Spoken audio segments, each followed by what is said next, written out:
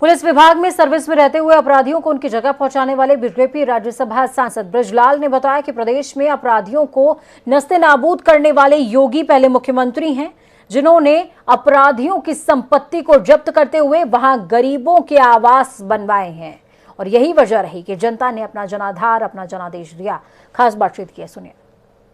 कानून व्यवस्था पर एक्सपर्ट कमेंट और लगातार जिस तरीके से पुलिस विभाग में रहते अब माफियाओं का सफाई किया है, वो बृजलाल सर हमारे साथ में हैं, राज्यसभा सांसद हैं।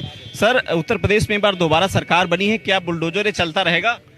बुलडोजर चलता रहेगा और बुलडोजर का मैं योगी आदित्यनाथ को इसको साधुवाद देता हूँ, क्योंकि माफिया पर जो कार्रवाई हुई वो तो हुई ही, लेकिन मैं 37.5 वर्ष की अपनी पुलिस सेवा के कार्यकाल में देखा कि पहला मुख्यमंत्री योगी आदित्यनाथ थे जिन्होंने जो ना अपराध से संपत्तियां जो अर्जित की थी उस पर बुलडोजर चला दिया।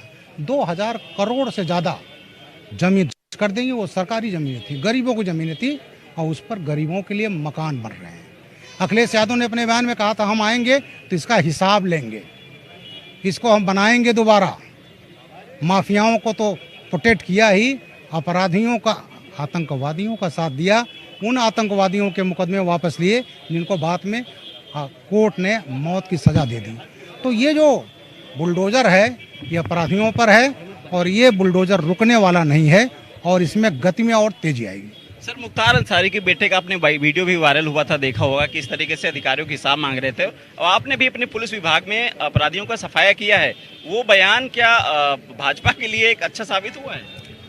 ऐसा हुआ, मैंने उस पर ट्वीट किया था। इन्होंने कहा 6 महीने कोई तवल्ला ने भैया से बात कर लिया और हिसाब लूँगा। मैंने कहा हिसाब तो भारतीय जनता पार्टी लेगी, मैंने ट्वीट किया था, और हिसाब हम लेंगे।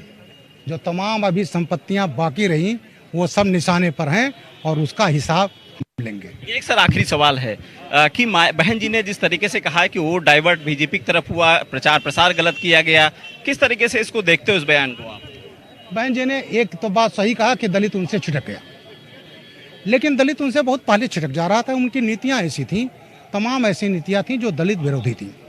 वो दलित को घर की गाजर मूली समझती थी, कभी ख्याल नहीं किया, कभी दलितों का इंटरेस्ट की, हितों की रक्षा नहीं की। और दलित इस चीज़ को समझ गया, 14 से खिसक रहा था, 17 और 19 आते आते वो पीक पर पहुंचा और उसने देखा कि साहब इनमें हमारा हित नहीं है और हित केवल भारतीय जनता पार्टी में है।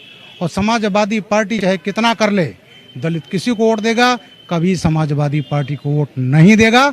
जब इन्होंने, अखिलेश ने समझौता किया 2019 में, तब नहीं दिया।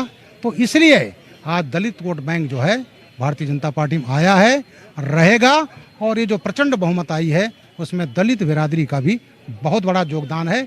मैं साधुवाद देता हूँ। शुक्रिया सर। तो ये बृजलाल सर थे, राज्यसभा सांसद हैं। उनका जिस तरीके से कहना था कि मायावती ने जिस तरीके से इस चीज को माना है कि दलित और वोट उनसे खसका है, लेकिन ये समाजवादी पार्टी को कभी भी दलित वोट नहीं जाएगा।